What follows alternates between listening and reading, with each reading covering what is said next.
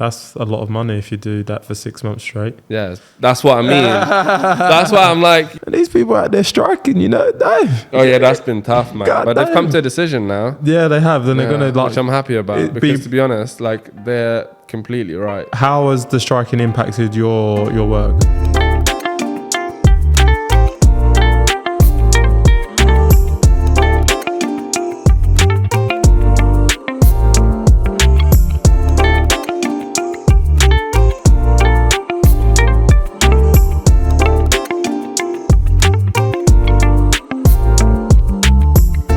Hi guys, welcome to another episode of What My Best Friend Does with me, your host Bio, where we talk about what your best friends do so you don't have to. Today, I'm joined by my best friend, the director of cinematography? No. Cinematography. Director of photography. Director of photography. There we go, we got it. Sam, how you doing, bro? I'm good, man. I'm good. Happy to be here. Good. Happy to finally get you on, my bro. It's been usually I'm not in the hot seat, so it's a bit weird. It's funny. Yeah. Bit weird? You're normally behind the lens, aren't I'm you? usually behind the camera, yeah, I'm there. Jeez, you know how we like to start. What did you want to be growing up, bro? You know, funny enough, when I was in secondary school, I was sure I wanted to be an architect. Okay. I thought, I like drawing. I was good at drawing. Yeah. I was let me focus on that. And architecture always kind of interested me. Yeah. But then as I started my GCSEs, I took on media. Yeah. Which, by the way, I failed as a GCSE. It was the only GCSE I failed. Wow. I failed in media. The media wasn't mediaing. It wasn't media. So I failed at that. And then I ended up doing it. I liked it. I was like, oh, I'm pissed because I failed. Yeah. Because I know I like it. Then I went on to do it in college, and then one thing led to another. But I feel like I was quite lucky in the sense that I knew that I wanted to do this since a young age. Yeah. The earlier you get into it, the better. You wanted to be an architect. You failed at GCSE. I'm assuming you passed at college for media. Yeah. Okay, of good. course. I Good. got like both. It was a UAL sort of course. Okay. There was like 2 grades. I got A in both. So. Okay, nice. And then from there, like, how do you start to find work in the industry? Free work. Oh, I had to work for free for a while. I think for about 2-3 years. Yeah. But the thing is, that's what I mean. Like, if you're young, it's fine. Yeah. Because you can actually like take your time. You don't have responsibilities. As much as when you're grown, so you can actually afford to not get paid for what you do. Mm-hmm. And so I just started reaching out, saying everyone needing assistance or work experience. And then, to be honest, at the beginning, I didn't know that I wanted to be a director of photography. Okay. I just wanted to go into it. You have to go into it with an open mind and learn as much as you can. Mm-hmm. So I started working on productions when I was like 16. Wow. 15, but that's not like legal. But anyway, like 16. And I just worked for free, was doing work experience. And then from that, you build connections and you have to behave, do your job, do it properly, be willing to learn, and then people will call you back. And then within that, I grew. Mm-hmm. And just on that, like, obviously when you're doing work experience, you don't do work experience as like a director of photography, right? So am I right in thinking that you'd be like a showrunner when you're on most on these times things? a runner is the baseline, is where people usually start. And what does that involve, being a runner? You know the classic, like, making coffees. Yeah. That's the that's actually it. Yeah, so like organizing maybe lunchtime for the crew and the cast, and if anyone needs anything, like making sure they got it, like just go get it. Basically be a runner, like do things that other people don't have time to do, and just assist every member of the team, whether it's a grip, a gaffer, or whatever. Yeah. And then how did you come to learn that photography, or being a director of photography, is where you wanted to land? What actually is a director of photography? Okay, so let me start from the base. After I finished college, I was conflicted on whether I should go to uni or not. Yeah. Before I finished college, I started working as creative producer for that started as a work experience for a networking company, and then moved on to be a creative director quite early on. Mm-hmm. So then I dropped out of uni twice. Long story short. Wow. Twice, yeah. I tried twice. Okay. Were I tried. Were you doing like cinematography? Film. You were doing film, yeah? Yeah, okay, so I was doing film studies at Ravensbourne and then moved into LSBU and then dropped out of that as well. Okay. And both of the times I didn't finish because I was actually already working in the industry. Yeah. And I didn't have time, so I wasn't attending classes. So Do you have to pay student loan back? yeah, of course. That's so I know, it's so tap. It's so tap, man. I still have to do it, of course, yeah, because I actually obviously took it on. took some classes, yeah. I did it for a year each university, and then I didn't have time, so I wasn't attending lessons, and they were like, "What's the point of you coming in?" Okay. So I was like, "Yeah, fair enough. See you later." And then I started working in the camera department, and then I realized that I'm actually very passionate about what the image actually looks like more than the director role, which a lot of people tend to go down. Everyone's excited, like, "Yeah, I want to be a director." Yeah. No, I want to make sure the image looks good. I like all the technical aspects of cameras and lighting, so I knew that that's the route that I wanted to go down. Okay. That's crazy, bro. And you mentioned that, like you did some running and then you've worked for an agency. Are you able to talk about some of the projects that you've kind of worked on? You mean from both ends? Yeah, I mean from the jump. So with this agency, it wasn't extremely creative. Okay. It was quite corporate. So this agency was responsible for directing and introducing kids in school to job opportunities. So it was a networking company, and I was responsible for the visual aspect of it. We were collaborating with all of these different companies from different industries to create visual content to share on different platforms in order to educate these kids so that they actually knew what they were going into. Yeah. And then at 17, I started off as work experience on this documentary called Maradona. Diego Maradona. Hey! Yeah. Really? Yeah, I've watched it. Yeah. He's a madman. So I started off with that when I was, I think, around 17. Started off as work experience, and you can only keep someone for work experience on for so long. Okay. And I was actually doing translation. I was assisting the other editors in the team, and then they kept me on. So then I was just obviously doing day rates, stuff like that. So I stayed on that project for quite long. And then it came out in 2019. That was one of the earlier, like, big projects that I worked on. Did some work for Fashion Week a few times, and then just a few bits here and there. So, like, short films. And because I started with Asif, which is the director of Amy, Senna, Ronaldo. Is it? Maradona, yeah. So all those documentaries are his. Oh, jeez. So because I got very passionate about documentary. A lot of people start in documentary filmmaking, so that's what I kind of went down. From that came. Why do people start in documentary filmmaking? I think it's a good place to start because there's not much you can control. It tests you as a person. It's not like you can't plan it as much as you do in a film, so you kind of just have to go with the elements. Okay. It builds you better. Okay. When it comes to whatever role you're trying to do, especially if you're a director of photography. And so from that came different collaborations within this agency, the networking company I was working with. I created some contests such as Itsu, so I started doing commercials for them. And within the same time with that, I was trying to pursue my career in documentaries. And I created collaborations with the UN in Lebanon. And I was doing documentaries down in the Middle East. And the purpose of these... Yeah, so I think I was 18 back then. And the purpose of these documentaries of sort was to talk about the international conflict and the issues with immigrations and stuff like that in order to actually publish them to the different state leaders around the Middle East to bring change to these countries from a different point. It's to bring knowledge, because obviously if you send these state leaders, so that's how they explained it. So if you send these state leaders pages and pages of stuff explaining why these things need to be changed, what the problem is, they're not going to read it.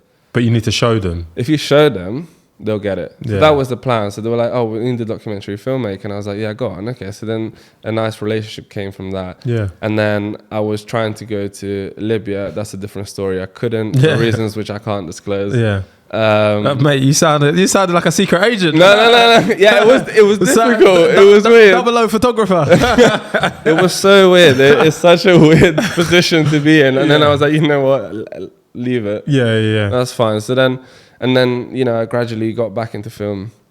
and worked from the camera department up. Okay. That's what you do. Bro, this is Sorry, that was so long. That was very long-winded. So going back to my original question, how would you describe a director of photography? First question, I think we discussed it. What's the difference between director of photography and director of cinematography? There's no such thing as director of cinematography. There's no such thing. Yes, cinematographer, director of photography goes hand in hand. Okay, so they're the same thing, but it's cinematographer or director of photography. Same. Potato. Yeah, it depends how people want to explain it, because that's the misunderstanding. A lot of people say director of photography takes photos. Okay. It would be stupid of me to say that it has nothing to do with photography. It does. But it's not a photography based role. Okay. What a director of photography does, they. This 2023. We gotta be woke. Sorry. We gotta be woke. I was talking from my. I hear you. Anyway, what they do is they are responsible for the final look of the image. So they have to work with the camera department, the costume department, the set designers, and the lighting department in order to actually bring the director's vision into an actual image. Yeah. So they're responsible for every aspect that goes into that. So it's a big role, because you need to have knowledge in order to actually do your job properly. 100%. Because if you lack simple knowledge, even in one of the departments, you might not know how to come across a certain problem, or you might not know how to light a certain scene when it comes to like pre-production, and you have to work with the gaffer to tell them how you want this to look.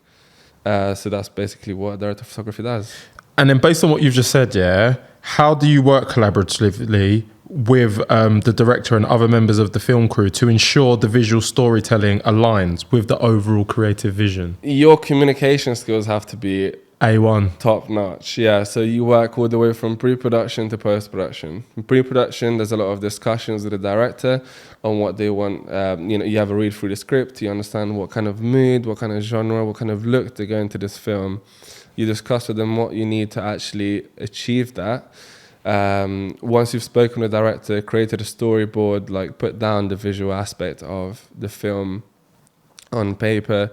So the director of photography will do the storyboard, or will they be like part? You get a storyboard artist, and then you have the director of photography and the director. They talk together on how it's going to look, and then you basically describe those images, you write those images, you draw them, and then you get to work with the gaffer and lighting design, set design, lighting.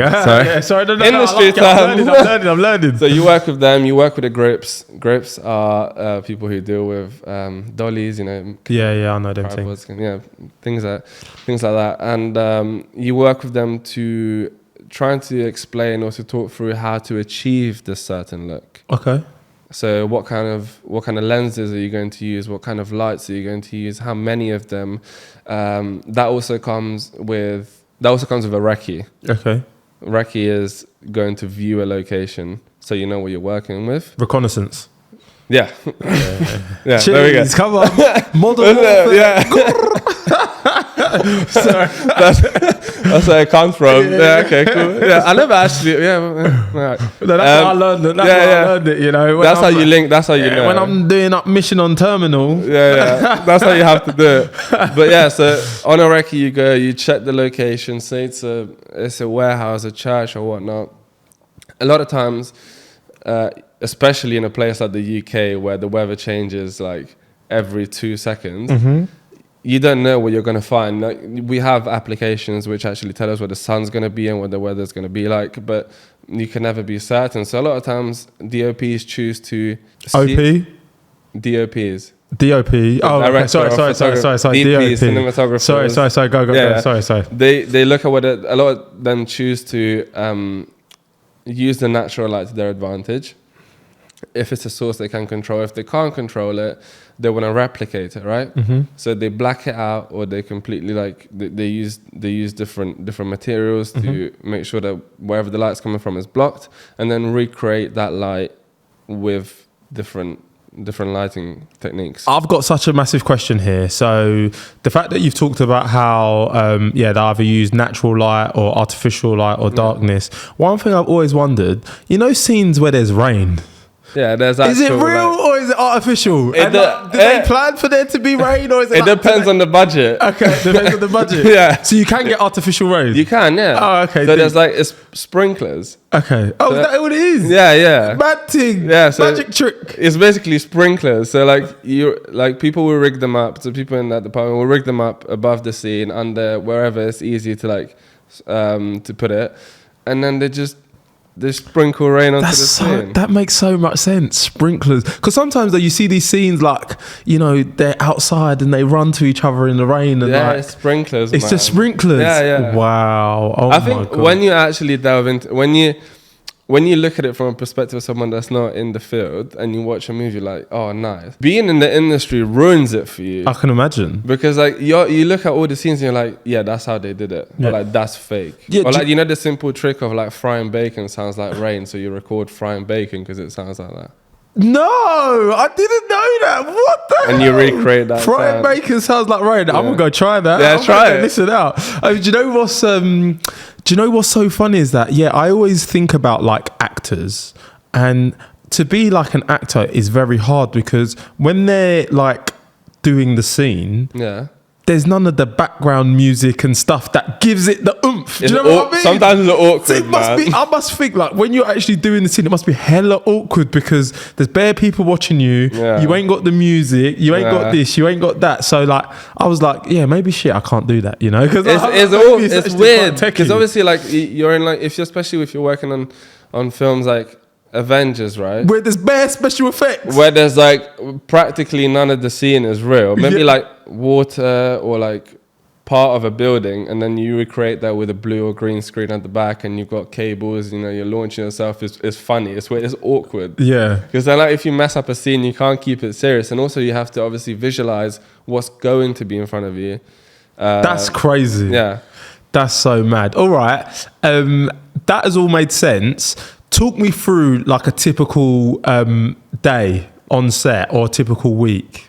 I guess no 2 days are the same, really. We love it. We love it. Yeah, because you could be on any sort of location. You could be working at, as I said, when I was in the Middle East, it was absolutely boiling, and there's just trying to survive. yeah. It's weird. So that's difficult. That tests you because you need to be able to adapt yourself to all kinds of situations. If you're working on a controlled set on a movie, it's pretty okay. You have tents.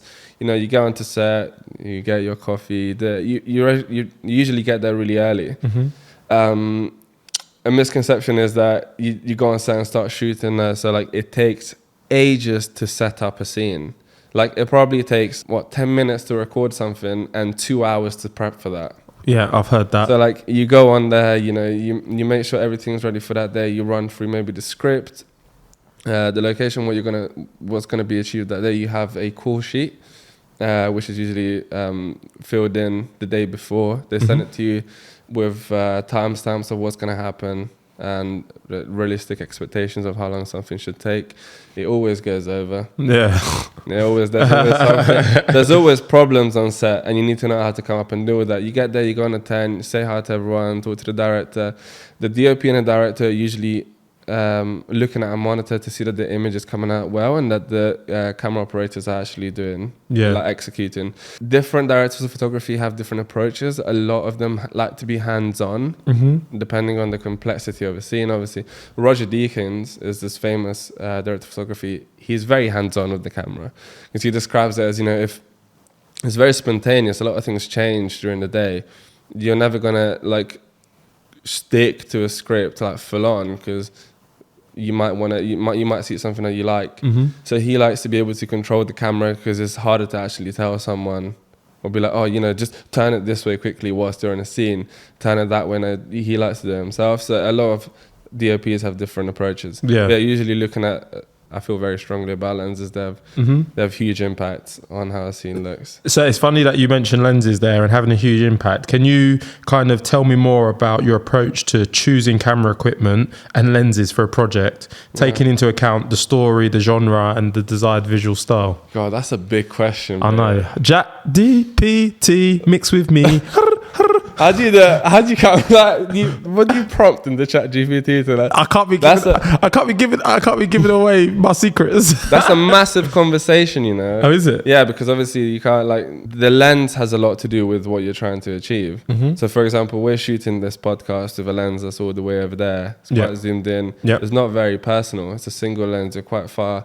When you're shooting an interview, we don't have the luxury of the space. But, right, if you're shooting a scene where you want to create tension and there's two characters and then there's something happening far in the back, you use a telephoto lens. Okay.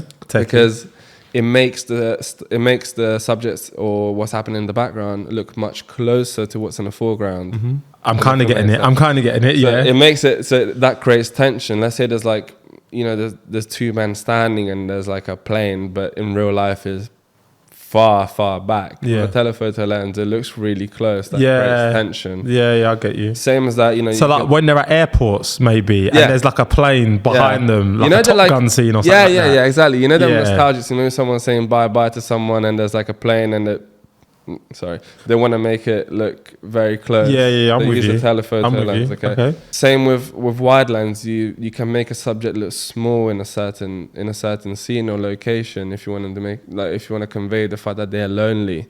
50 millimeters is what resembles what the eye sees the most. Okay. So a 50 millimeter lens is usually open up to around a 40-degree angle on the scene, and it's what is most similar to what me and you see. Okay. So our eyes are closest to a 50 millimeter lens. So that's like the specific look that you want. I'm going to call it the point of view look. Okay. So it's, Okay. Yeah. Sorry. That's that. I hope I not butchered it. Well, different, but you know. So my question is, you've spoken about all these lenses and how they're all supposed to like portray different kind of outlooks or different distances and different outcomes. How does one come to learn about how all of these lenses portray these different stories? Hustle, man. Just hustle. It's muscle practice. You just got to be on set and learn well, to be fair, nowadays you can learn it anywhere. Yeah. But, you know. So for you, were you learning on set like by asking other DOPs or did you Google, YouTube? Well, a mixture of both really. Okay. Like, because depending on what kind of scale you work, there's different choices depending on the budget. So a lot of big budget sets they use prime lenses. So to explain it in simple terms, prime lenses are lenses that you can't change the focal length. Okay, I thought they were lenses that come next day. No, what? But Amazon Prime. Shut up, man. I'm here a week. No, I'm joking. No, but so for example, that's a zoom lens. Okay. Right. So you can change the focal length. You can go from like 18 to 35. Okay. Whereas prime lenses, they're one focal length. Yeah. So if you want to go further from an image or closer, you physically have to move closer. Okay. Or further away. Prime lenses are generally better because they're sharper. They have less glass. Because with a zoom lens, you have to put more glass in the actual lens in order to achieve that. Okay. Whereas with a prime, you don't. Okay. So you get better looking images. Okay. Debatably.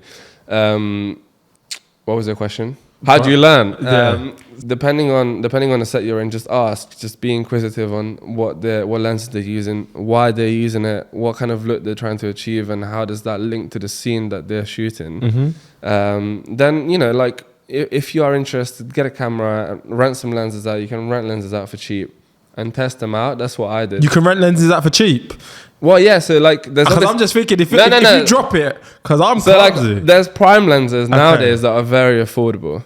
And when we say very affordable, what does very affordable mean? I don't know, like set maybe is like £200 a day, which is it's affordable. Considering that people don't understand how expensive this industry is. Yeah. Like that camera there is 15 grand. We can't move the camera to show you, so you're just gonna have to use your imagination. Yeah, but just know that I'm coming through clean. That costs 15 bags to come through this clean.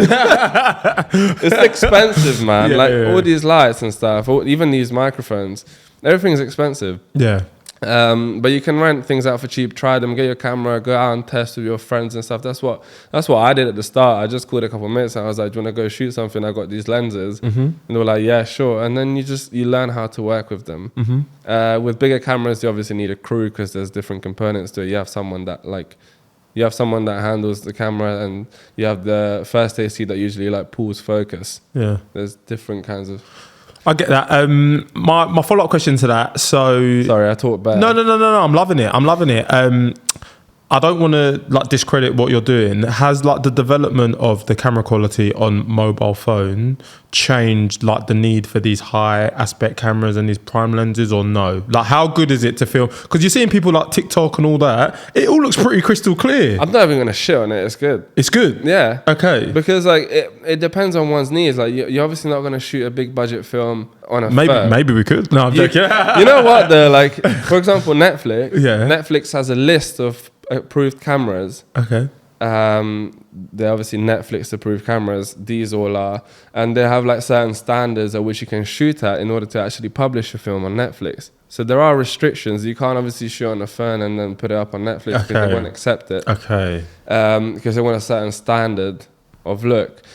Answering your question, it doesn't really threaten the industry in itself. It allows more and more people to get access. So a lower barrier. It's a lower barrier, yeah. And like a lot of people feel threatened in a way that's like, oh, you know, everyone now could get access to a camera, blah, blah. Everyone claims they're a filmmaker, but there's a difference, you know.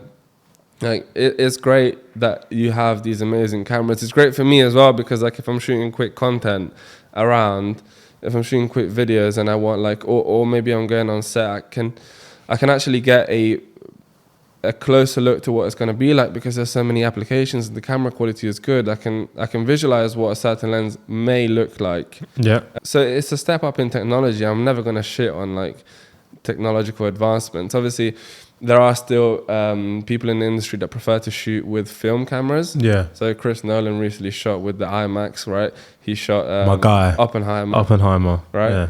And you know, people still like it's a unique look. The same way if you put my iPhone 14 next to that camera there, you're gonna notice the difference. Yeah, of course. You will. Like it's close, but you're gonna notice the difference. Yeah. You notice it by the fact that phone cameras are much more digitally sharpened. Okay. If you notice. What does that mean? So they're more sharp. They're like the edges are a bit more. The edges are defined. Okay, more defined. Okay. It's been more digitally sharpened, whereas cameras have a bit of a softer look. Okay. More filmic look, and yeah, no. To answer your question, I don't think it's a threat at all. Like it's great. Yeah. And moving on, how do you prepare for a shoot in terms of shot composition, camera movements, and blocking, and what factors influence these decisions? Look at you. ChatGPT. The factors can be a range of things. Like it starts from, as I said before, discussing with the director what kind of look you want to go for. Then based on that, you decide what kind of cameras and lenses. Top range cameras such as Arris have a unique look. Arri cinema cameras, all different cameras have different kind of colors to them, and so do lenses. Based on the look you're trying to achieve, you'll go for a certain camera. Arri is usually my choice because I love the colors. I just love the quality. Certain people go with Red. Red is another camera brand. I feel like that's a bit more dark. It depends on what you're shooting. But yeah, so you talk to the director, what? No, I'm just saying, so much techie. It's bad stuff, man. Depending on the type of film will depend on the type of camera. Yeah. That's so wild. So you can't use the same camera for... You can, but it just won't come out the same. Yeah, like if you're being picky about... Yeah, of course, yeah. Sony's like, all these are Sony. Sony's are great. Sony Venice is probably the one that they use on sets. You know, Chris Nolan, again, back on that, he wanted something a bit more nostalgic, something a bit more back because he used the film to convey that. It's good. It's nice. You know, it's depending on what you're trying to achieve. It's quite a battle because then you have to talk with the director and the gaffer. That's the pre-production stage. That's the first thing you do. You talk to them, see what kind of look they want for the movie, decide on the lens. So like think of lenses as like brushes for paint. Yeah. There's no shit lens. Yeah. There's lenses that used to convey saying that there are lenses that are quite, but yeah, like there's different lenses used to convey different things, so you have to choose that too. Yeah, because a lens can kind of alternate what colors you're gonna have in the end. This is it's so crazy. Do you know what I keep coming back to as you're saying all this? What about like film shot in 4D? Is there like a difference there? 4D. Yeah, like there are 3D cameras. Well, 3D, yeah, sorry. So it's like coming out of the screen and them things. So like Avatar, yeah, 2009 was the first film that actually used a 3D camera to record the whole film. It's 3D. The whole film was shot in 3D. Okay. Yeah, weird. But I've never actually used a 3D camera. Okay, cool. So I can't tell you. But the least lenses you choose to work with on set, the easier life will be. I hear you. And if you're a good DOP, you can work with set like just a few lenses to create the look you want. You want native lenses or lenses that work well with a certain type of camera, because not all cameras take certain lenses, blah, blah. There's different mounts.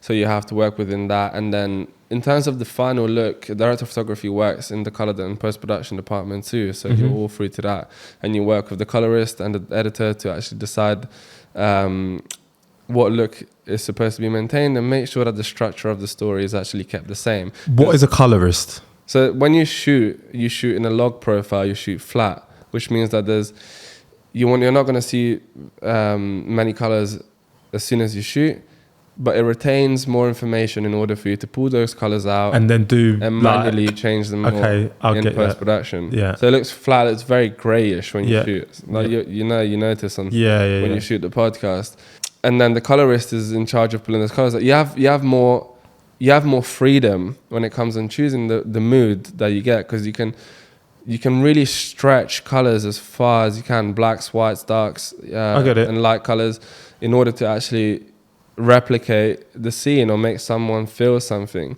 Yeah, so the way I interpret that is, you know how we take photos on our phone? It'll be like in a normal, and then you add your own filter. It's like a colorist, it's like that, but it's shot. No, but it's shot specifically in the normal view, so you can apply the different kind of filter. Exactly. That's just me understanding it in my head. With phones, like there are some cases in where phones are able to shoot log profiles. Is not the greatest. Yeah. But yeah, that's the general concept of it. And then I was gonna say something else. I completely forgot. Bro, it's fine. The knowledge you've been giving me, it's been deep, so it's good. So that's basically what it's. So what I'm saying is, director of photography isn't. A lot of people think that it's just about capturing beautiful images. So like these. I don't want to show anyone, obviously, but there's YouTube creators that use the word cinematic very freely, and it's kind of to assume that an image just has to look good in order for you to be a good DOP. A good DOP doesn't really focus on how beautiful an image. Well, obviously that comes as a result, as a byproduct of it, but the main role of a DOP is to make sure that there's consistency. Okay. An image doesn't just have to look good; it has to make sense. So, it has to make sense to the story. It has to be in line with it. It can't just look good and then be completely off the rail. And otherwise, people just lose your interest. That's why I prefer when someone says to me, "The film was great. It looked like it was amazing," instead of someone saying, "Oh yeah, this scene, the shot looked great." I take that as not offensively, but I'm like, I don't want you focusing on that shot. I want you to look at the whole movie as if that one made continuous. Sense. That was great. Yeah. That was consistent throughout. I hear that. And on that note, what would you say are like key skills to be a great director of photography? Numerous. Communication, probably the first one. You have to have knowledge. So people usually start in the lighting or camera department. Probably most of the lighting. Lighting has a lot of influence on. So the gaffer department. Yeah. See, I'm learning. Gaffine, sorry. No, I'm joking. Yeah. Okay. So they work their way across that, then become DOPs. Anything can come up, and you have to be the one that dictates the look of an image. So you have to be able to go to each department and be like, I want this looking like that specifically, or I want HMIs, I want daylights, I want RGBs, I want full LED. You need to be able, I want light tubes, depending on what scene you're trying to get. You need to be able to achieve that look, and sometimes you're in situations where you have to change the approach because it's limited by the factors that influence the actual location. So you need to know how to approach that. So you need to be communication A1, and you need to be agile. It sounds like, and you need to be able to think on your feet, absolutely. and adapt to situations. Yeah, absolutely. So on that. In your opinion, and I think you've kind of touched upon it there, what is the difference between good cinematography and great cinematography, and how do you strive for excellence in your work? Great cinematographers have found a look. So great cinematographers, I think, such as Roger Deakins again, you're able to go watch a movie and say, yeah, this was shot by him. Yeah. That's his cinematography. Yeah. Good cinematographers, I'm in no position to obviously judge anyone, but like, they still need to find their niche. Mm-hmm. They need to find their look. You know, you're still good. You know what to apply to an image. You know how to make an image look great, and how to like make sure that a movie looks consistent, and how that certain image conveys a feeling, blah, blah, blah. Great cinematographers know their visual style. They know what they want to achieve. They know that their look is unique, and they've figured out a way to actually show that to the public. Okay. And people that work in the industry know how to recognize that. When I go watch a movie, I know it's shot by Roger Deakins because I can, like, it's just his look. Yeah. It's unique. And on that, do you take inspiration from Roger Deakins? A lot. Guru. Okay. Yeah, I've actually had there was an instance where we organized a call with him with the university, and we got to like Zoom call him. Wow. And I was like, man, I was like a fucking fangirl. Yeah. Sorry, can I say that? I don't remember. Just YouTube algorithms, don't kill me. Yeah, basically. I was like a fangirl, man. But yeah, So you feel like, and on that, do you feel like the essence of filmmaking has kind of been lost to like CGI and special effects? I think there's a lot of directors that I think that the Hollywood industry now has washed out. Mm-hmm. That it's like there's no values in it anymore. They don't value a film based on the image or on the like on the feeling you're trying to give, or like pure storytelling is more like all one massive commercial. And I'm not hating on anything in particular. Don't hate on Avengers, because I was about to like, yeah, Avengers is great. Inevitable. It's great.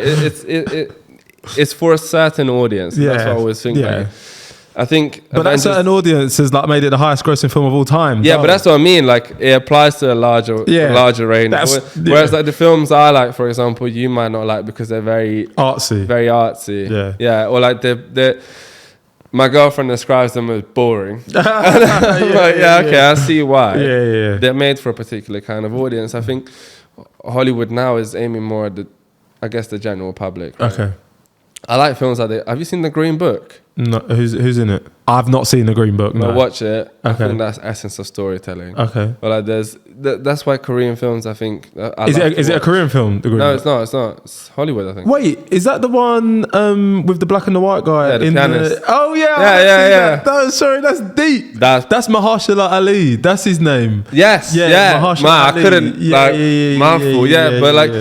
And he's getting driven around by the white guy. Yeah, exactly. So the white guy is this like Italian Brooklyn. Yeah, deep film. That film's lit. I love films like that. Yeah. I love it. Artsy. To me, that's the essence of storytelling. Okay, so what about Interstellar?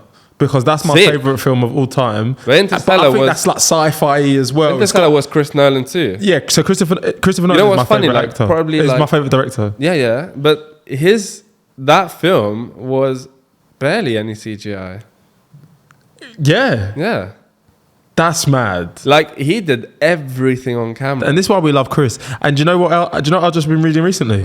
Apparently he signed on to do the next 2 James Bond. Really? He's doing the next James Bond. They're gonna be lit. Let's go. They're gonna be sick. But that's what I mean. Like, to me, that's great. Okay. That's probably one of his top films. 100%. That and... Yeah, The Dark Knight. No, sorry. But yeah, that was a great movie. Or like Inception, another sick movie. Yeah. Movies like that he's got the knowledge to actually just recreate those things. Like, you know when he's like floating into different dimensions and he's touching like string. Yeah, that was all done in camera. That's mad. Yeah. All right, we respect Chris. Yeah, but who's the DOP on that? Who's helping him to get that consistent image? But there's somebody there doing it. That's what I mean. It all worked cohesively, and like, you can't just choose any random DOP. Yeah. Like, there's projects which I would be like, yeah, don't pick me for. I'm not gonna say no. Like, I always turn down music videos. Not my jam. Yeah. And like, there's DOPs for different things. Like, I know that I would perform on documentaries or films that are a bit more narrative based, but I can't perform on things like Avengers. That's not my thing. Yeah. So basically, align yourself with your strengths. Yeah, basically. like don't just take anything. Yeah, don't just take anything. Like yo, I can do it. Yeah. Like, no. Like play to your strengths. Know that you can do certain things, and you'll be acclaimed for that. That's what I mean. Like find your niche and know what you're good at, because that's what's actually going to set you apart. Sick. Like find your niche and everything that you've just said there. What would you say is the hardest or most stressful thing about being a DOP? I think getting to be one. Okay. It's a long process. All right. It's a lot, and like the industry is very, very picky on people claiming certain roles. A lot of people want people in the industry to have it's very toxic. They want it to have earned it. They want you to have worked on massive budget things, you know, and I think that's very toxic. But I say, to be fair, like I would combine stressful with fulfilling. Okay.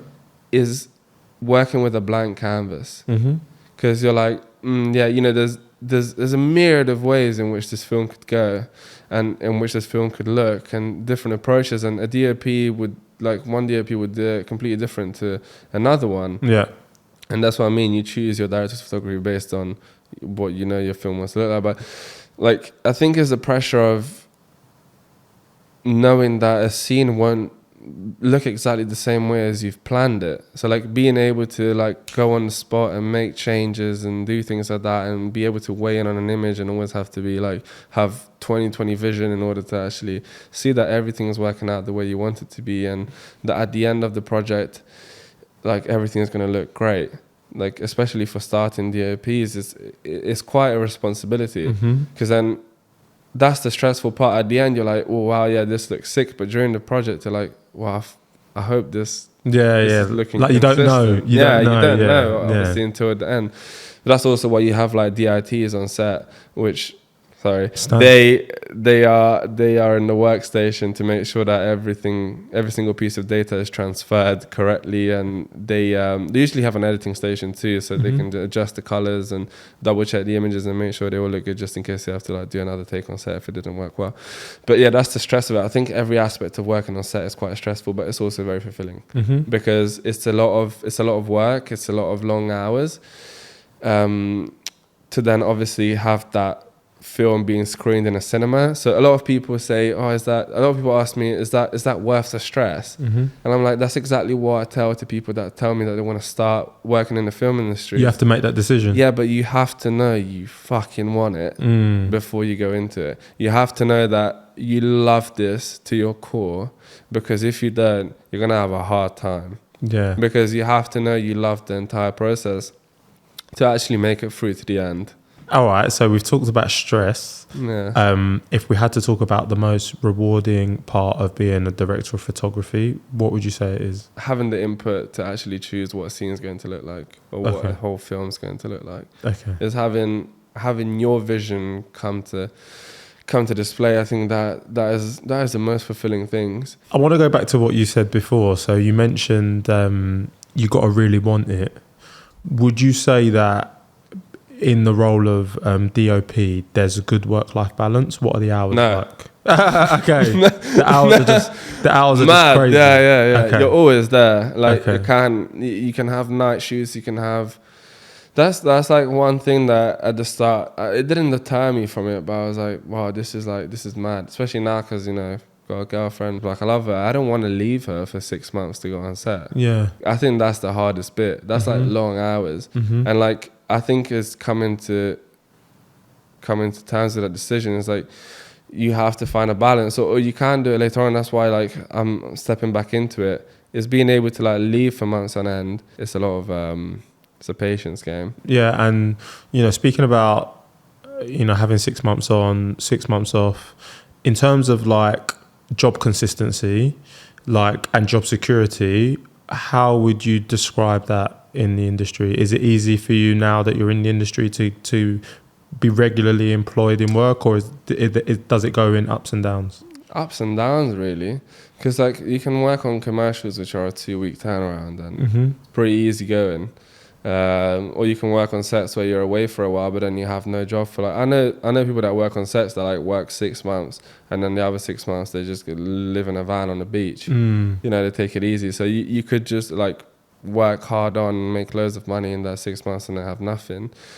So you have to be good at money management. Yeah. But I think that's the balance that I'm kind of looking for, in the sense that, you know, I can work on a set, bang it out, and then have that money be fulfilled, and then, you know, maybe the next show comes in 2 months or 3 months or 6 months or a year, but you know that you can spend some more time with your family. Do you mind sharing, like, whether it be like an advert or if you're working on set for 6 months, what can you typically expect to make? Is it like a day rate? Is it like a yearly salary? It's usually day rates. And what do those rates range from? There's DOPs that make $3,000 a day.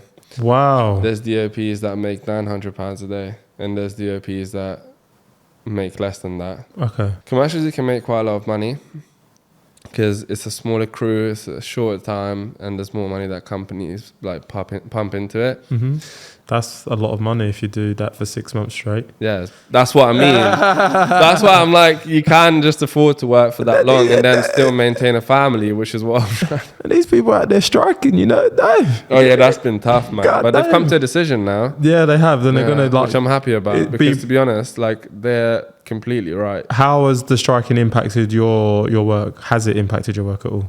It has. Okay. Yeah, it's really hard to carry on with productions. Yeah. Well, like, to be fair, it's a fair point, and we don't want to either, because and just to give like just to give like an overview on what's been happening. Yeah, so like it's about pay, and you know, I say all these figures in terms of how much people make and stuff, but like realistically, for a long period in your career, you're probably not going to make that money. Mm-hmm. You have to be willing to like put the hours in, and a lot of times, especially writers, they do get underpaid. Mm-hmm. And with the implementing of AI, it's cutting out a lot of jobs, which, you know, a lot of people say you shouldn't be threatened by AI, but writers should, because it's, you know, now AI can write a movie script for you. So anyone can do it. Yeah. Do you know what I mean? So it's hey, I'd be helping you with these questions. Hey, damn. Yeah, like it's hard, man. They need to make a living. Yeah. And writers have become writers because it's what they're passionate about. Mm-hmm. So it's unfair. It's unfair for them. And I think they've got a pretty good end of the deal, apparently. I don't think they've put out the details of it yet, but yeah. And talking about like pay and everything, do you feel like in your role you're fairly compensated for what you do? For a while now, as you may know, I've worked for a company full on as a DOP. Mm-hmm. And I think it's very difficult. I'm being very careful of what I'm saying. Yeah. It's very difficult for people outside of this industry to understand how much money and time you put into it, and what that's worth. Mm-hmm. And a lot of people don't understand, so it's about explaining to them. But a lot of times it happens to be underpaid. Mm-hmm. And right now, yeah, I feel appropriately compensated. It could be more. Mm-hmm. Could be more consistent too. Mm-hmm. But that's the like constant complaint. That's the life. Isn't it? Yeah, that's the life. You just gotta do it because you love it. Gotta grind. So we've spoken about the fact that you know, you got to be all in it. How do you deal with like stress and, like you said, the fact that you can be away from your partner for long periods of time? Do you have any like mechanisms? Like, I've had people on the podcast previously who've spoken about ways to like potentially deal with burnout. Do you have any advice for the listener? I got burnt out a few weeks ago. I had to take some time off, honestly, if I have to be honest, because I was finished. But so taking time. Take time for yourself. When you're at home, just disconnect from work. Mm-hmm. Like, my partner doesn't work in the industry, which is good, because then I get to like unplug. Mm-hmm. Like, I love what I do, and it started as a passion, and now I can confidently say that I make money from it, which is anyone's dream, isn't it? So I never want to stop doing it, because it's what I love. But yes, it can get stressful. So just finding time for your partner, because you know, you don't want to give that up. Mm-hmm. You know, essentially, that's what you want. I don't want to die working.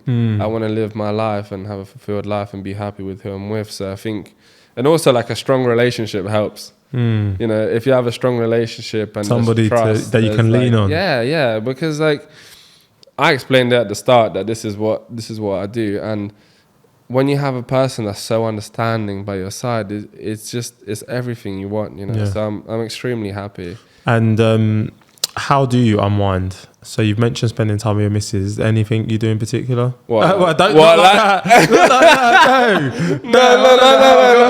How it came out like that. I was It came out, bro. gonna say, well, babe, what you A asking, little man? holiday, a little wine. Yeah, man. Something easy. What, like guilty pleasures and shit? Yeah, like so we've had people on the podcast who say they like to spend time with friends. They like to spend time with consume my a bottle of girlfriend. wine. You just spend time with your I girlfriend. spend time with my There you girlfriend, go, my dog, bro. my cat, my zoo dog. That's it. Yeah. That's You how run I a zoo know. part-time. Yeah. Okay. My girlfriend's always like, get a hobby. And I'm like, man, I like what I do, man. Okay. This is my thing. Yeah. And if I have to be honest with you, one thing that nobody knows is that I love working with wood. That sounds bad. No. Pause. I love, what's the word in English? Woodwork. I like woodwork. Okay. Yes, I do. that sounded tapped. Carpentry, maybe. I think But anyway. so. That sounded so tapped. But I like making stuff out of wood. Okay. And I wish I had a bigger space to do it. Yeah. But yeah, that's my bro, thank you for sharing. Damn. Bro, this has been such a good conversation. Just last few questions before we get into the quick fire. It's been an hour already. Bro, it has. But I felt like 10 minutes. Bro, time flies when you're having fun. Yeah, I know. Yeah, my first question is, where do you see yourself in the next 5 or 10 years, bro? I'm in a battle with myself at the moment. So I would love in 5-10 years down that period to be working on big sets as a DOP, have my name on screens, have won awards. Not that it matters, but like it's I guess it's a nice validation. It's a nice validation. So like, be in a position where I can win awards for being a DOP, working on sets that I like, and large, massive budget films. What would be your dream set to work on? Let's speak it, manifest it. I want to work with Tarantino. Okay, but I don't know if he's doing any more films. He's not, man. I'm vexed. Where's all these new directors? So if there's one film in the past that you wish you'd worked on, what would it be? Goodfellas. Okay. There we go. I love a bit of Scorsese, man. Yeah, Martin Scorsese. Man. Scorsese did The Departed, right? Yeah, legend. The Departed. Such a legend. Yeah, so that's where I want to... And like, I'm fluctuating between that, and I've always wanted to have my own production studio. Okay. So I think maybe that'll just come down the line once I feel extremely fulfilled as a director of photography. My dream is to open the biggest production studio in Europe. And then when you do that, produce this podcast free of charge, please. And free of charge. Family, bro. You're in.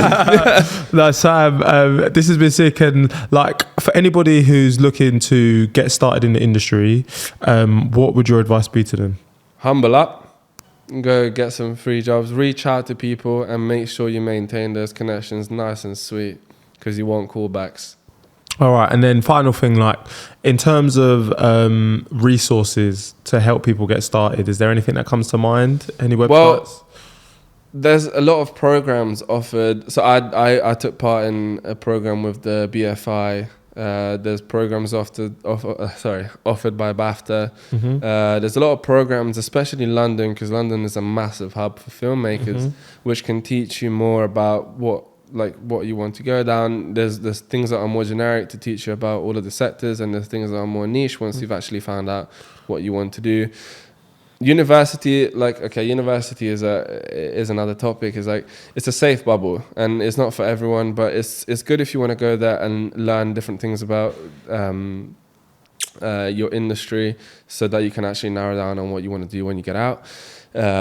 Working on sets, man, like I think just join these filmmaker group chats and get some free roles, offer yourself as a runner.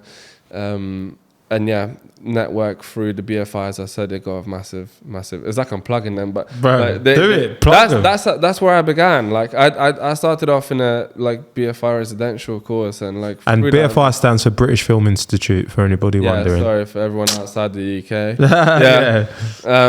They have great resources. That's where I began, and that's where I made all my connections. So sick. And do you want to plug any socials? Where can people find you, bro? Instagram, anywhere. Yeah. So Instagram at Baby Sam, BBM at the end, that. But you can follow me on LinkedIn, Samuel Murandi. think that you're gonna put. Well, we're gonna put that. Yeah, we'll put it. My name's like Italian name, but you can find me there, YouTube, LinkedIn, the dots, all kind of socials. All right, come on. Before we go, we do have a quick fire round. Oh, you know what? These, because I looked at the shit, I was like, oh man, these things are hard. Wait, because when I look at your podcast, because this is my favorite podcast. Yeah, come on. Of course. Are you ready? Yeah, go on. Work from home or work from the office? What set? Yeah, you got it. Yeah, I was about to say. If he says home, that's wrong. Yeah. Money or happiness? Happiness. Okay. Favorite day of the week? Friday. Yeah, good. Time in a group or time alone? Alone. Okay. It's funny if you're on a set with all these people. Yeah. Would you rather travel to the past or to the future? Future. There's nothing. Nah. Nothing for nobody in the past, is there? There's nothing for nobody. Nothing for no one. Yeah. Favorite book? The Art of Not Giving a I'm not giving a fuck. Oh my god, I was thinking that for you. That is, Mark Manson. Oh my god, Mark Manson's Art of Not Giving a Fuck. Good book. Read it. Night out or night in? In. Who has it easier, men or women? Men, but no one this day and age. Yeah, okay, I hear that. Yeah. Name a book you think everyone should read. I think that one. Title Art of Not Giving a Fuck. And then final thing, are you listening to any good podcasts? What my best friend does, man. Big up. I think all the time. Like, I think it's very informative. Yeah. I'm not gonna lie. Yeah, I love listening to it. Yeah. Learning about, because a lot of times when you work in a certain sector, you're not really friends with people in different industries, and I think it's really interesting that you actually shine through that. Yeah. I also listen to Shits and Gigs because you want some shits and gigs. Shits and Gigs, man. They're jokes. There we go. Also, the Roger Deakins podcast. Oh, you did? Okay. Yeah, he does it with his wife, James Deakins. She's like there. Her name is James Deakins? Yeah. Okay, interesting. I think it's James. 2023 and that? Yeah, okay, James cool. Deakins. I think, yeah. But they're like power couple. I love them. They talk to all kinds of people. As you know, we do have a closing tradition on this podcast. Based on everything we've discussed today, and, you know, based on your experiences up until this point, what would your advice be to your 16-year-old self, and would you still be doing the same thing? It wasn't long ago. I'm 23. Yeah. It wasn't long ago. But to my 16-year-old self, I would say, no, obviously don't believe everything people promise. And the only way to success is just work hard, man. Mm-hmm. And like, trust your gut, I think, is the main one. Mm-hmm. Trust your gut. And yes, I would be doing the same thing. Come on. There's nothing I would change about this. I think this brings me so much joy and fulfillment. Yes, 100%. Love it. Sam, this has been a wonderful episode, man. Thank you so much for coming on. We finally got you on. Yeah, man. Guys, if you've made it to this point in the podcast, you know, we're in season 2 now. Make sure you like, make sure you share, make sure you comment. This episode 2? Bro, we can't be talking. We don't know. we don't know what episode it is. No, I'm joking. It probably is going to be episode 2. But guys, look, to all the people that have been sending me messages and stuff, thank you. Just make sure you download and like and share and comment. This has been another episode of What My Best Friend Does. If you didn't know, now you know. Over and out.